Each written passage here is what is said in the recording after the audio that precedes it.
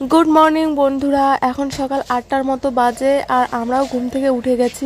আজ ঘুম থেকে উঠেই দেখছি বাড়িতে কাজ হচ্ছে। কিসের কাজ হচ্ছে তোমাদেরকে সবটাই দেখাচ্ছি। এটা হচ্ছে আমার বাবার বাড়ি, আর আমার বাবার বাড়ি কিন্তু কাঁচা, আর হ্যাঁ আমার শ্বশুর বাড়িও কাঁচা। আমাদের দুই বোনের এই ইউটিউব চ্যানেলে তোমরা যতজন সদস্য আছো সবাই কিন্তু আমাদের পরিবার, আর আমাদের ইউটিউব ফ্যামিলির প্রায় ধরতে গেলে 70% মতো সদস্য রিকোয়েস্ট করেছো আপু তোমাদের বাড়িটা দেখতে চাই। আগে কিছু কথা বলে নি। হ্যাঁ, এটা হচ্ছে আমাদের আঙিনা, আর বাড়ির বারান্দার উপরে কিন্তু টিনের ছাউনি দেওয়া, আর বর্ষার সময় সেই টিনের জল এই আঙিনাতে পড়ে। সেজন্য মা প্রতি বছর এই পালগুলো আঙিনাতে বিছিয়ে দেয় এভাবে, যাতে করে আঙিনার মাটিগুলো বর্ষার জলে ধুয়ে মুছে চলে না যায়। মানে টিন থেকে পড়া যে জলটা যে জায়গাতে পড়ে আর কি, ঠিক সেই জায়গাতে শুধু পালগুলো দেওয়া হয়। বর্ষার আগে আগে এবছরেও আঙিনাতে মাটি ঢুকানো হচ্ছে, আর সেজন্য আঙিনার আগের পালগুলো মানে পুরোনো পালগুলো তোলা হচ্ছে আর কি।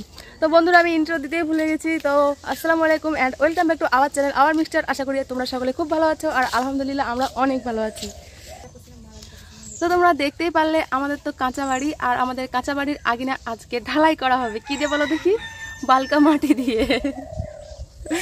মাটি দিয়ে আমাদের কাঁচা বাড়ির আঙিনা আজকে ঢালাই করা হবে। মানেটা হচ্ছে যে আমাদের বাড়ির আঙিনাটা তো মাটির, তো সেটা প্রতিবার বর্ষার টাইমে বৃষ্টি পড়ে, আর বৃষ্টির জলে ধুয়ে ধুয়ে একটু করে মাটিগুলো মানে চলে যায়। তো সেজন্য প্রতি বছর সেজন্য আঙিনাতে মাটি ঢুকানো হয়। মাটি ঢুকিয়ে আঙিনাটা একটু উঁচু করা হয়। তো সেজন্য আজকে একটা দাদা এসেছে কাজে, তো সেই কাজটাই দাদাটা করছে, আর তোমাদের সঙ্গে আমি একটু একটু করে শেয়ার করছি। কারণ তোমরা যারা জানো না, কখনো দেখোনি, যারা শহরে থাকো, তারা আমাদের এই ভিডিওর থ্রুতে একটু একটু করে জানতে পারবে যে মাটির কাঁচা বাড়ি কীভাবে মেরামত করা হয়। তো পাকা বাড়ি তো ইট সিমেন্ট বালি এসব দিয়ে ঢালাই করা হয়, পাকা বাড়ির কাজ এসব দিয়ে করা হয়, কিন্তু কাঁচা বাড়ির কাজ এই যে মাটি দিয়েই করা হয়।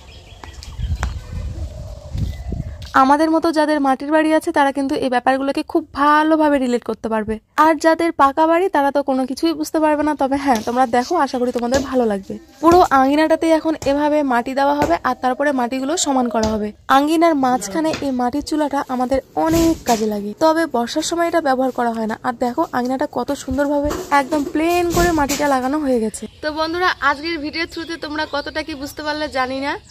তো এই ছিল আজকে আমাদের মাটির বাড়ির কাজ, মাটির বাড়ির আঙিনার কাজ। তো আমাদের এই ভিডিওটা তোমাদের কেমন লাগলো অবশ্যই কমেন্টে জানিও, আর ভিডিও ভালো লাগলে লাইক কমেন্ট শেয়ার এবং সাবস্ক্রাইব করে আমাদের পাশে থেকো। আবারও দেখা হবে নেক্সট কোনো ভিডিওতে। তোমরাও খুব ভালো থেকো, সুস্থ থেকো, টাটা।